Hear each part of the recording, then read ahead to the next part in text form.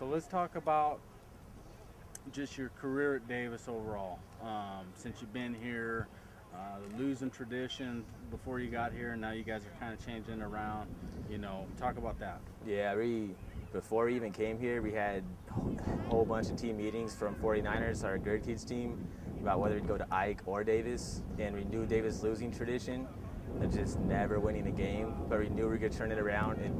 It'd mean more to us instead of going to Ike and just picking up where they left off.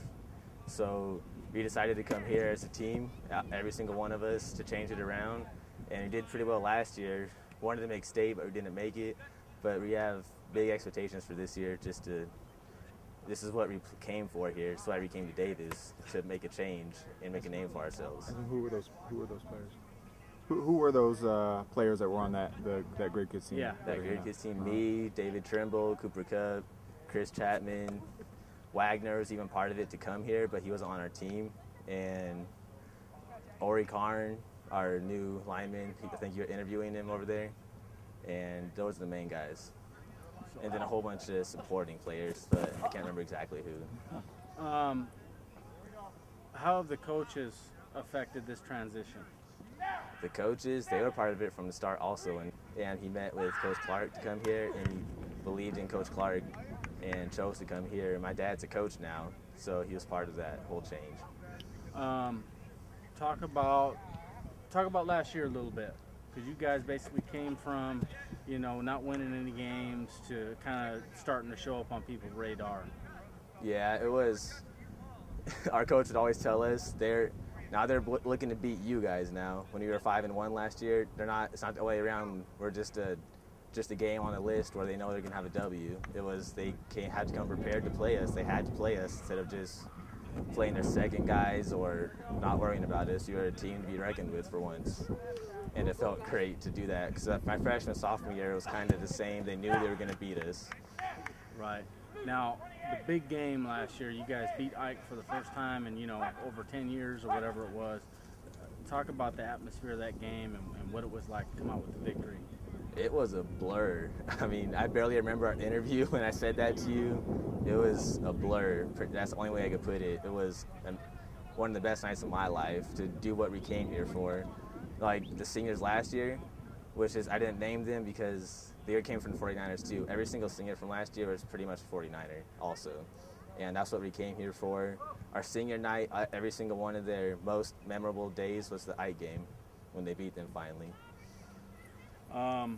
Talk about this year. You guys are coming in. You guys aren't a surprise to anybody anymore. People are looking out for you. What are the expectations like this year? The expectations are me, Coop, Dave, Carlos, players like us have to step up our game even higher and elevate our game. And people aren't really looking at our linemen because all of our linemen graduated. But I trust my linemen. They're going to be great. They're going to surprise people, I think. They think we're going to be a smaller team with not as great linemen, but they've been out here working every day like they are right now. And I think they'll surprise everybody. What have you guys done to get better in the offseason? I know you guys do a lot of 7-on-7 stuff, some tournaments and whatnot. What have you guys been doing?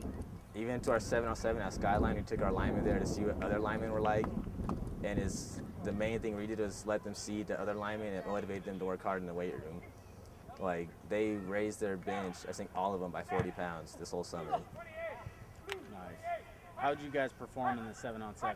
We went undefeated at Skyline, and then when we went to UW, we won the game in the quarterfinals, but they didn't count one of our touchdowns. We ended up losing, having to go home. But we showed the guys on tape at UW that we actually did win because we filmed it, and they realized we won, so we haven't lost a 7-on-7 at all.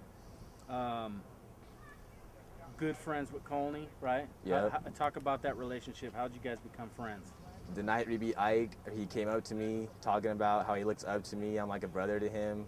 He didn't realize how good player I was, and he just looks up to me and wants to be like how I was last year. And I just told him, you are how I am. We're a quarterback from Yakima trying to make it to the college, get a scholarship and play. And just from that night on, we just started getting closer and closer and hanging out. It's just two quarterbacks trying to, not really rivals, but just friends, playing against each other, same position as I am. Okay, and who are some of these players that, obviously there's Cooper.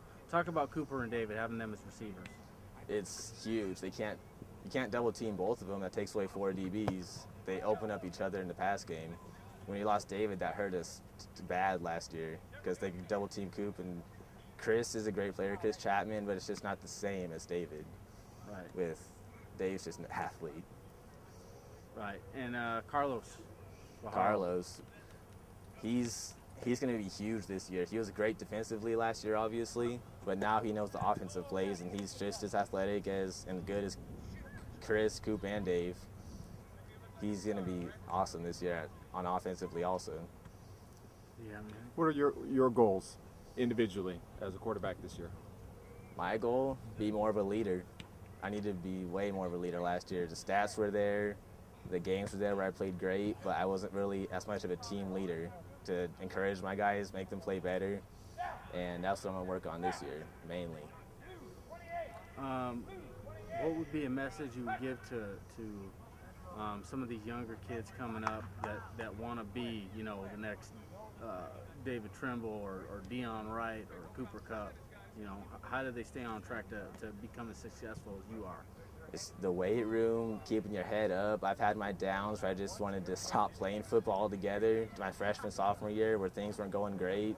You got to keep your head up and work hard. You have to learn football. That's the main thing. When I came here, I didn't really know football, but Coach Dumas taught it to me, and that's what my difference from sophomore to junior year is knowing the game. My 14 picks to 5 picks, you have to know the game of football. You have to study it instead of just going out there and playing and think you're the best. You have to be the best. You have to work to be the best, and you'll never be the best.